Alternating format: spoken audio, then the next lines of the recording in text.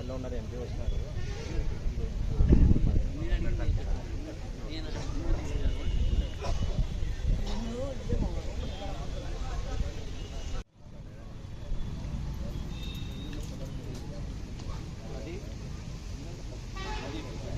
ఏదైతే ఉందో ఇక్కడ నవనందులు ఉన్నటువంటి ప్రాంతం ఇది. ఈ ప్రాంతంలో ముఖ్యంగా ఈ టెంపుల్ టూరిజంని మనం తిరుపతిని ఒక రకంగా ఏమనుకున్నామంటే తిరుమల తిరుపతి దేవస్థానాన్ని సెంటర్ పాయింట్గా చేసుకుని అక్కడి నుంచి శ్రీకాళహస్తి అదేవిధంగా కాణిపాకం వాటిలన్నింటినీ కలిపి ఒక సర్క్యూట్ తయారు చేయాలనుకున్నారు. అదేవిధంగా ఇక్కడికి వచ్చేటప్పటికి ఒక టెంపుల్ టూరిజంగా ఒక సర్క్యూట్గా తయారు చేసుకోవడానికి కూడా అవకాశం ఉంది. ఈ మధ్యకాలంలో ఇది బాగా పెరుగుతుంది. త్వరలోనే యాగంటి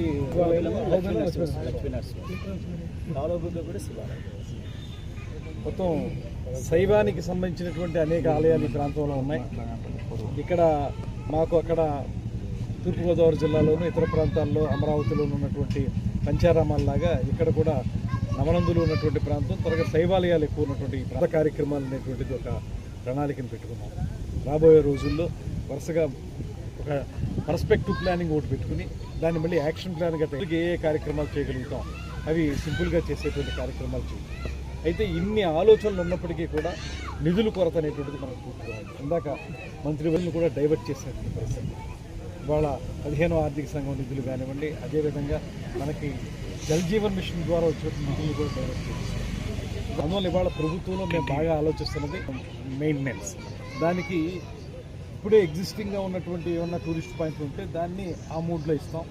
లేదు కొత్తగా ఎక్కడన్నా ప్రారంభించాలి, మనకు ప్లేస్ ఉంది, ప్లేస్ దగ్గర ప్రారంభించాలనుకున్నప్పుడు దానికి పీపీపీ మోడ్లో పబ్లిక్ ప్రైవేట్ పార్ట్నర్షిప్ తోటి కొన్ని చేయాలని, అదేవిధంగా స్విస్ ఛాలెంజ్ అనేటువంటిది కూడా ఉంది. ఎవరైనా కొత్త కాన్సెప్ట్తో వస్తే వాళ్ళకి అవకాశం ఇవ్వటం అనేటువంటిది, ఇలాంటి ఆలోచనలతోటి నిధుల సమీకరణ అనేటువంటిది పెద్ద ఇబ్బంది కాదు. ఎందుకంటే చాలా మంత్రిగా పదవి స్వీకారం చేసిన ఈ 4 రోజుల్లోనే అనేక మంది ఔత్సాహికులు వచ్చి మేము టూరిజం డెవలప్మెంట్కి పెట్టుబడులు పెడతామండి, ముందుకు వస్తామనేటువంటి వాళ్ళు చాలామంది ఉన్నారు.